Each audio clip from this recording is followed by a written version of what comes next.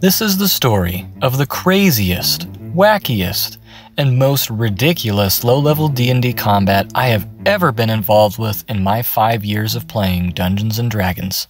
We had a pretty new group of players, and it was the DM's first time DMing. He was doing an excellent job, and everyone was having such a fun time, getting into character, doing silly voices, and trying to save the world. Right from the start of the campaign, we were introduced to the cult of Tiamat, a group of dragon-worshipping cultists who wanted to destroy the world by freeing their evil deity. By this point in the game, we knew the cult was shipping illegal goods to the north. We didn't know what the goods were, only that they were real bad and had something to do with the end of the world. The goods shipped from Daggerfall to Waterdeep and were handed off somewhere along the road to Neverwinter. We left Waterdeep to follow the trail towards Neverwinter and find the handoff point. As we followed the path of the last shipment, we found ourselves attacked by bandits.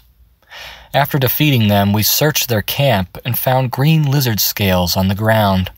All of this pointed to the fact that we were getting very close to finding our answers. Going north, we found a roadside inn. It was much more of a barn than an inn and was rather large and attended by many laborers and servants. As we entered the main gate, we were greeted by a scary-looking half-orc wielding a blade. The half-orc seemed to run the inn and had a great number of helpers and laborers. We didn't particularly suspect him, and as he started to do business with us, the party took the typical route of fighting tooth and nail to extract the best deals. Everyone was arguing about whether or not we were getting ripped off, and the session devolved into the typical threaten the shopkeeper for discounts. After haggling our DM for 30 minutes straight, out of the corner of her eye, beyond all the noise and arguing over prices, the paladin notices a box in a side room marked with a bright red X. Immediately, everyone's alarm bells go off, as one of the NPCs stops us and tells us not to go in there. There is no greater way for a DM to tell a player to go somewhere than to have an NPC say, "Don't let me catch you going in there." Over dinner, the druid snuck into the outhouse to cast a ritual. He summons a small scorpion and coats it with invisibility, at which point I hear the DM say, "Dang, well I guess I can't have it stomped on." So I knew I was onto something. The druid enters the main tavern, and the scorpion slides off his leg like a spy and slinks under the door to explore the boxes in the locked room. Most of the boxes were filled with normal goods, fine china, weaponry, herbs, and spices.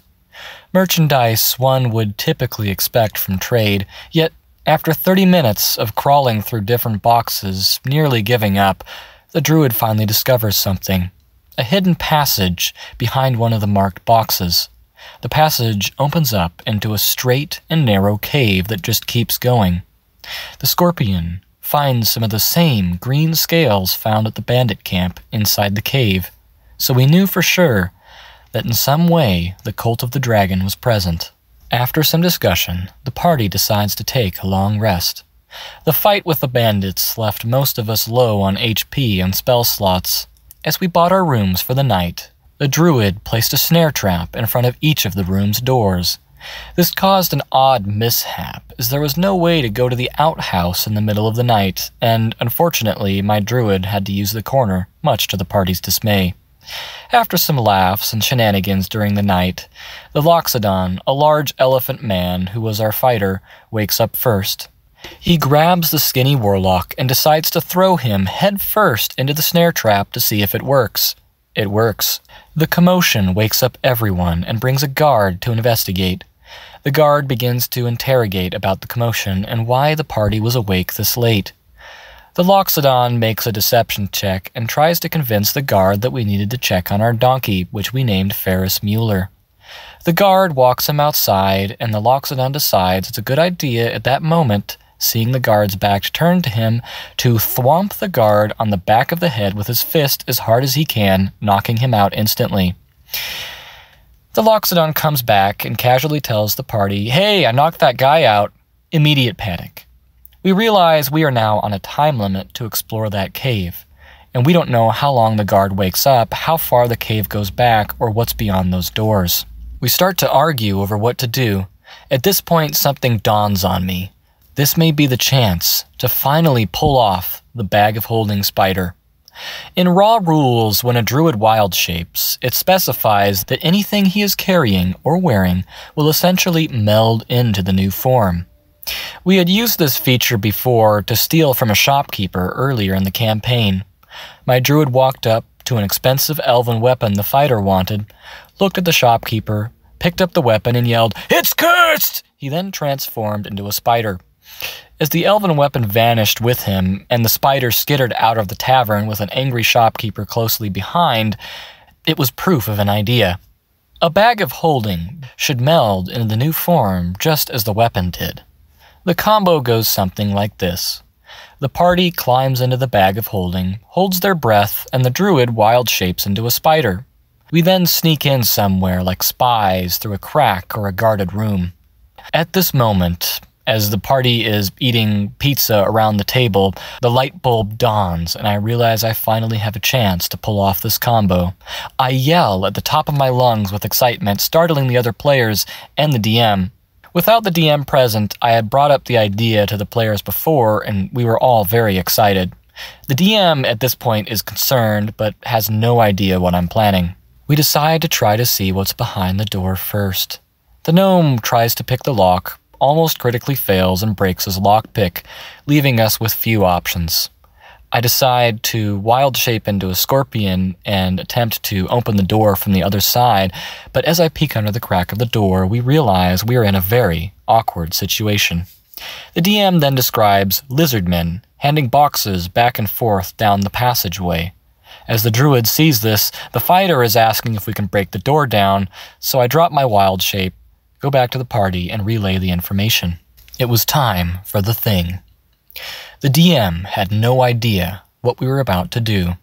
I grab the warlock's bag of holding and open it quietly. Everyone looks to each other whispering, and then to the elephant. Cue a scene of 4 people trying to shove a 400-pound elephant man into a small backpack. Much to our surprise, this makes noise. Loud noise. One by one, the party begins to jump in. The gnome is the last one left, and the elephant trunk is sticking out of the bag. The gnome is getting ready to swan dive into the bag when we hear footsteps come from around the corner. Crap! Out of the corner steps the scary innkeeper, sword and torch being brandished threateningly. The innkeeper is suspicious as heck.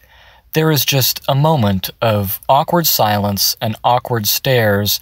As we stand outside the door, he specifically told us not to go near. The druid shoves the elephant trunk in the bag and holds the bag behind him out of line of sight, pretending to look regal. The silence is first broken by the druid. "I'm sorry, we were just hearing scratching from behind the door. We thought there might be animals eating your goods or something of the like, and we were just concerned." Everyone is quiet for a moment, until the innkeeper speaks. "I don't hear any scratching." The innkeeper isn't buying it. We realize we're rather in a pickle. We are in the middle of the bad guy's lair. There are piles of lizardmen behind the door ready to burst out at a moment's notice, plus guards sleeping upstairs. As if that wasn't bad enough, the party is now holding their breath in the bag of holding and every second counts. We couldn't run into a room and dump them out, as there would be no explanation to a group of adventurers being dumped from a small magical bag. We have no explanation for where the guard went, who was just outside the open door tied up, and we needed to get down that passage quickly before the goods were taken away. An idea hatches in my brain. The druid takes a step closer. The gnome and the innkeeper start to argue about whether or not there was actually scratching coming from behind the door. "Dude, we heard it! There was scratching behind the door! Come on!" The druid starts to walk closer, attempting to appear genuinely concerned. "Yes, we were just concerned about your shop and the possibility of animals." His sentence cuts off. The druid suddenly opens the bag, holds it towards the innkeeper, and yells at the top of his lungs, "Get him!" An elephant trunk shoots out of the bag, and with a high grapple check, the innkeeper flies inside with a startled yell. The gnome dives in quickly after as I wild shape into a rat, squeeze under the door with my fat little legs, and just start booking it down the tunnel. If the lizard man heard us, we were too concerned with other things to care. The idea was to make our way past the lizardmen, find a safe place ahead, dump out the party, and explore the cave. That idea did not go anywhere as planned. We quickly learned this was no ordinary innkeeper. First turn, he pulls out a cursed knife, stabs the Loxodon in the neck, dealing half of his health and damage, and so begins the most insane low-level fight I have ever seen in D&D. We see the outside world from a small gaping hole in the bag of holding as the rat sprints past Lizardman after Lizardman, making it clear escaping through the bag was not an option right now. The elephant holds on to the innkeeper with his trunk while trying to gore him with his axe. He begins swinging his weapon around wildly as the paladin attempts to hit the innkeeper with the blunt of her polearm. The fighter and the paladin begin to argue about whether or not they should kill him, at which point the Loxodon takes another hit. The party is now engaged in cramped hand-to-hand combat inside the bag of holding with a particularly strong cultist. Everything is happening at disadvantage. The fighter nearly goes down as the warlock produces a trident and is trying to stab the innkeeper while narrowly missing the elephant that's grappling him as the two of them spin in empty space. The innkeeper just keeps violently stabbing the elephant as the gnome starts to suffocate.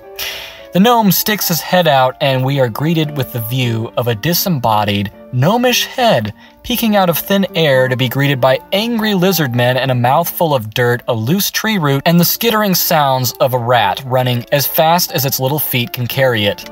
Realizing his mistake, he ducks back in and pulls out a gnomish cannon and starts unloading cannon shots and firebolts inside the bag of holding, aiming at the grappling duo. After many misses, eldritch blasts, fairy fire, flashing weapons, and punching, the fight is finally over. The elephant manages to catch the cultist with his axe, and the cultist finally goes limp. The gnome sticks his head out again, and we are greeted with a branch. We realize we can't see any lizardmen in sight. The gnome climbs out of its tiny rat suit as the druid Unwild Shapes casts Pass Without Trace in order to mask the sound of 4 bodies being dumped out of a bag of holding, 19 pounds of iron, tons of equipment and metal weaponry, a gnomish cannon, and a partially formed troll which we left in the bag of holding 2 weeks ago and was now growing limbs. We take a moment to breathe. The druid turns to see the limp body of the innkeeper and is horrified to ask what the heck happened. After collecting our things, lizardmen coming from behind us, we run out of the cave, find our way into the fresh moonlit night, and it is at this point that we take a breath, laugh around the table, and laugh about the craziness of everything that just happened. This will go down as one of my favorite and silliest Dungeons & Dragons shenanigans I have ever been involved in, and it serves as a great reminder of just how open and silly a game like Dungeons & Dragons can really be.